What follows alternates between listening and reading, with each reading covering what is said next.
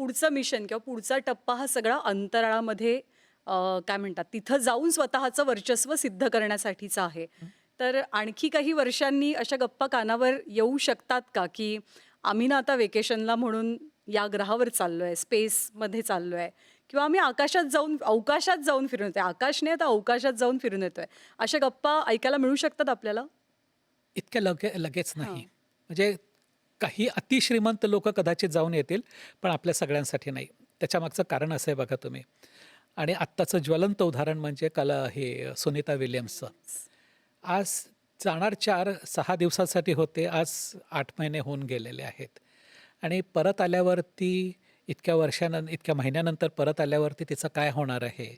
आज ती स्वतः लिहितीये, की मला पेन्सिलसुद्धा उचलायची भीती वाटते, कारण मी पृथ्वीवरती आल्यावरती मला पेन्सिलचं वजनसुद्धा पेलवेल का नाही मला माहिती नाही. तिला पेन्सिलीचं वजन नाही पेलवणार आहे. कारण तुम्ही अंतराळात घेऊन जाऊन राहिल्यानंतर होतं काय?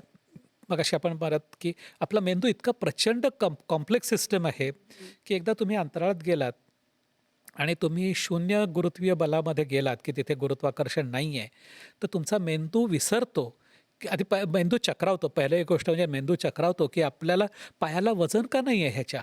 आणि मग तो आपोआप ॲडजस्ट व्हायला लागतो. आणि मग 6-8 महिने तो ॲडजस्ट झाल्यानंतर जेव्हा तो परत पृथ्वीवरती येतो, तेव्हा तुमचे मसल्स काम करत नाहीत, तुमची बोन डेन्सिटी कमी झालेली असते, तुमचा शरीराचा आकार वाढलेला असतो, तुम्ही चालू नाही शकत आणि त्याच्यासाठी मग तुम्हाला ॲक्लमटाईज करायलाच तुम्हाला आठवडा जातो.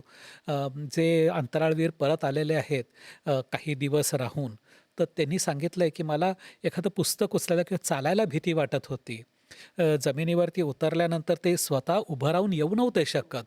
तर एक आहे अत्यंत श्रीमंत तुमच्याकडे पैसे असतील, तर एखाद दुसरी ट्रिप होऊ शकेल. पण जर सुनीता विल्यमसारखं तुम्ही गेलात आणि तुम्हाला परत आणण्याची मुभा नसेल आणि 7-8 महिने तुम्ही राहू शकाल का? आणि परत आल्यावरती तुमचं काय होईल? तर इतक्यात त्याच्यामध्ये बदल होणं तेही दिसत नाही, की जे आपण विज्ञान कथांमध्ये बसतो, की लगेच विमानात बसलाय, चाललाय, परत आलाय. तसं होणं इतक्यात शक्य वाटत नाही.